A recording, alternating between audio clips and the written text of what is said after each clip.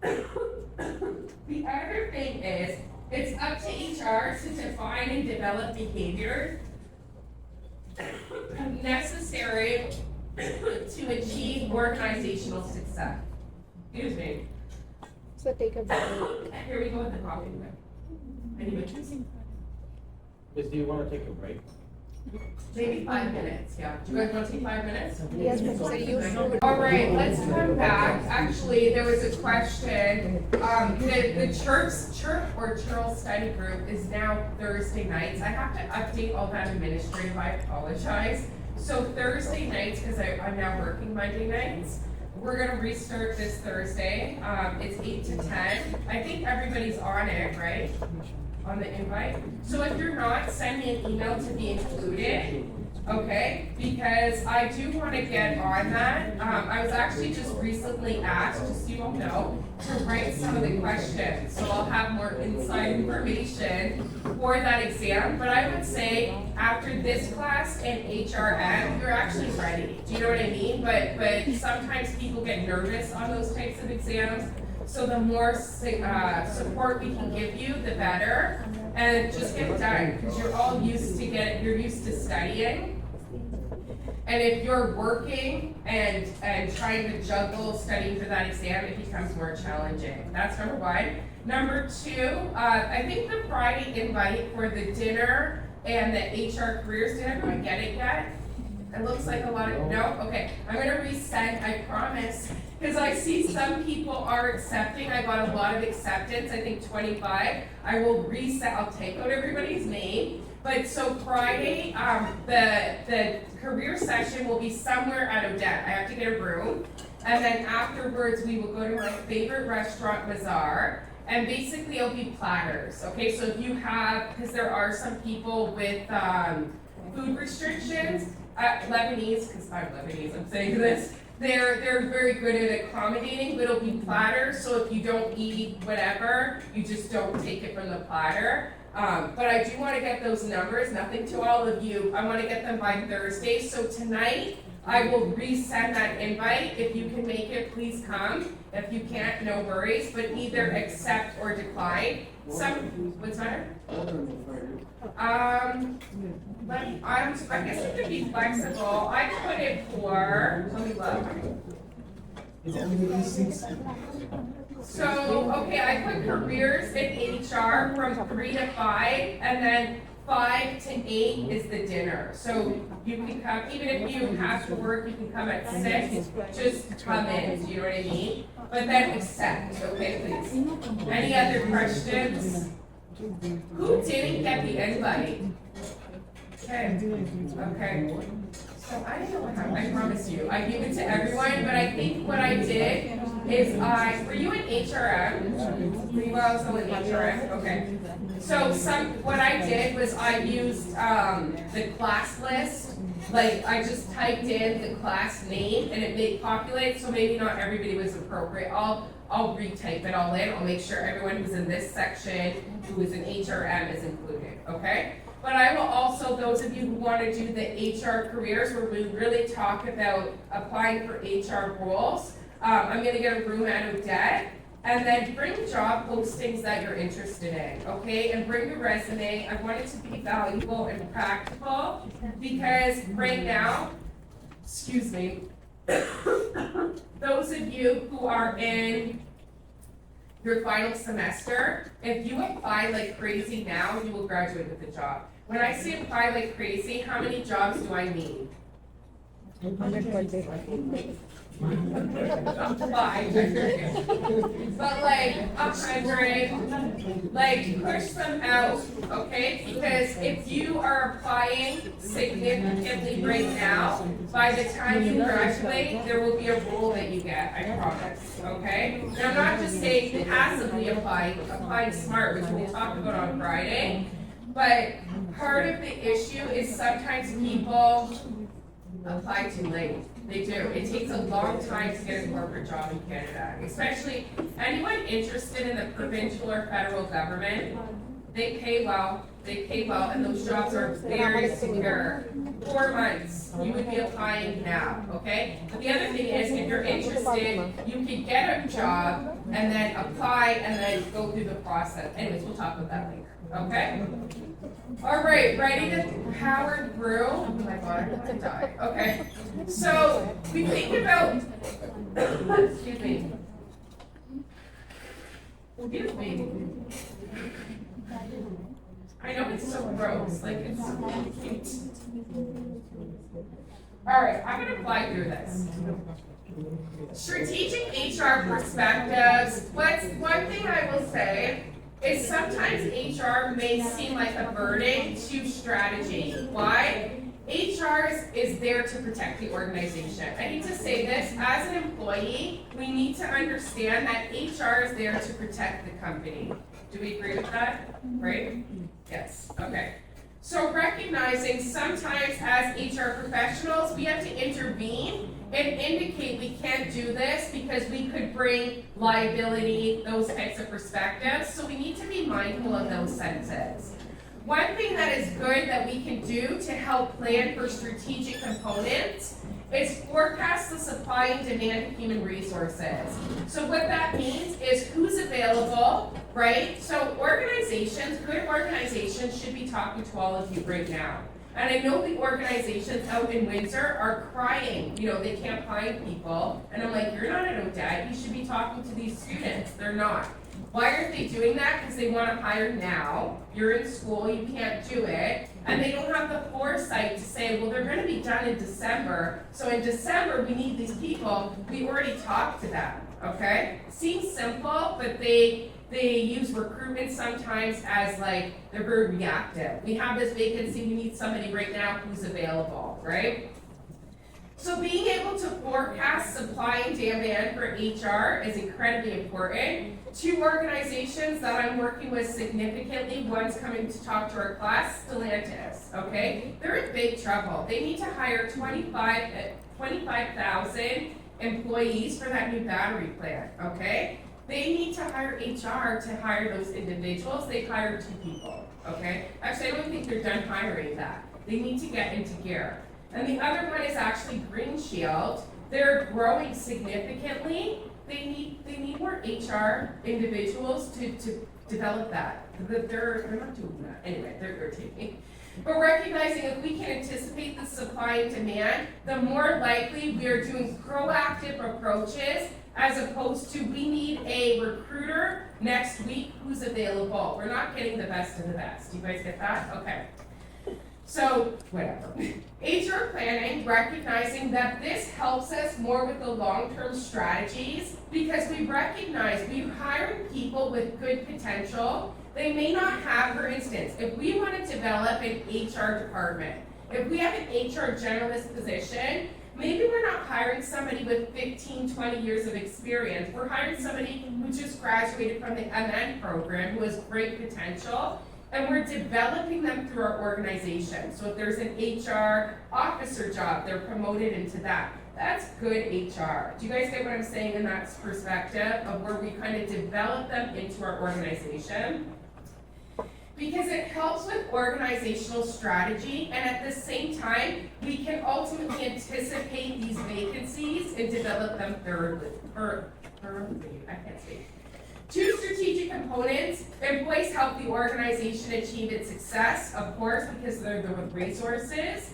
And also recognizing HR planning processes results in a higher goal improvement. I'll give you an example. Actually, it's a personal story. So when I was working in HR, I applied to the city of Windsor early in my career, okay? So I didn't get the job, boo-hoo, but whatever. They actually called me and said, Diana, you didn't get this job. However, in the next couple years, there's going to be a number of HR positions that are coming. Apply to them. We liked you, we just hired somebody else. Don't you think that's excellent? Do companies do that? Some. In my career, it's the only time it ever happened. Mind you, I'm like, I'm not fine there. It's like, no, I'm just kidding. I would, but I ended up taking a pivot in my career. But recognizing that they knew they had good candidates, maybe they didn't just call me, they called others, and said, hang on to us, you know, we liked you, you have potential, there's gonna be other roles. People don't do that enough because they don't anticipate. They say, we filled this role, you know, good luck with your career search. You get what I'm saying? We need to be more proactive. Again, employees as a strategic resource, I think I've honed this point to death, right? That if you want your organization to be successful, you need the right people there, okay? Linking HR to strategy, what I would suggest from a perspective of one, of course it needs to make sense for the organization, but it also allows HR to really communicate why it is we're doing what we do. So if I want to talk all day to students at the Odette School of Business about their careers, I'm not just doing that for the sake of doing it. I know it because our organization is going to go through massive growth in the next couple of years, and we need these high potential employees. You get what I'm saying? As to, we need to operate in two capacities. Okay, skip forward. We went through this in the lecture last time, the very different ways of strategic in an organization. Do you guys remember that? No? No? Like if you have a low cost strategy, you only care about cost. Walmart is a low, you guys remember that now? No? I wanted to skip it. So if you're a low cost provider, everything that is correlated to cost is an element of strategy. So at Walmart, I hate to suggest this, they have the lowest of low prices. Do you know that? Yes. Yes. You guys look confused. Is Walmart cheap to shop at? Yeah. Okay. Do you also recognize that their employees aren't following you around saying, how can I help you today? No, because they want to keep costs down, they want to keep things on the shelf, they don't care about customer service. Do we agree? Yes, that's a low-cost strategy. Differentiate strategy, think of Google, where they want to offer the most innovative solutions. So they want to hire employees who provide value to their customers. They still want to keep costs down, but they care more about innovation, okay? So again, they provide more innovation and creativity. So we hire people with a different set of brain cells, and ultimately they may not have those manual skills. We also know that these employees are not cheap, right? Do we agree with that? Yes? If we're looking for employees to innovate our company, they want to be paid more money, okay? So HR competencies lead to business strategy. Who we have in our organization ultimately implements how our organization succeeds, and that also is in leadership. If you have bad leaders in your organization, you are in trouble. Why? If we have bad leaders. There'll be high turnover.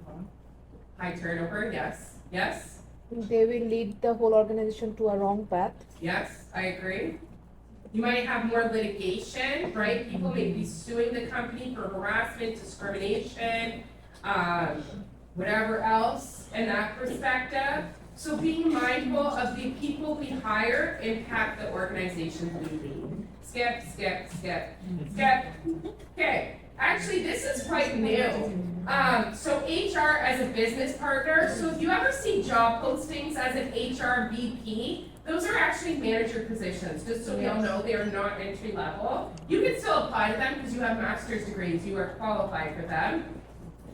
But just so you know, HR as a business partner ultimately suggests that HR and specific business units are aligned to that perspective, and they actually operate more in a consulting and coaching role, okay? So they're more hands-off, right, in the perspective. They're not doing all the discipline, they're not doing all the recruitment. They're acting as a coach or consultant in order to do that, okay? Great roles, by the way. HR metrics, so we also recognize if you could have corporate HR, that's the more traditional perspective. There's shared service centers. This is actually relatively new in organizations where you have a service center in payroll, a service center in employee services, relocation, benefits, etc. And again, they just function in that one area. So when we have a matrix perspective, we kind of encompass a number of these perspectives. So we have corporate HR, we have those specialized service areas, we have centers of expertise or COEs, and then we also have these HRPs, okay? So recognizing HR looks different to various organizations. Skip. Here we go. Measuring results. This is why I will, until I'm blue in the face, talk about people analytics. Actually, we should teach ourselves this. What it ultimately suggests is we have HR programs that impacts human capital or employee behavior, that impacts organizational strategy, that impacts organizational outcomes. People analytics brings it back to how HR made how HR made the impact to that bottom line. We cannot just say, I'm a great recruiter, I bring the best of the best. We need metrics to communicate our value, because that's how we become more strategic, that's how we make more money, that's how we ultimately drive success through organizations, through HR, but the only way to get individuals to appreciate it is through metrics, okay? That is it.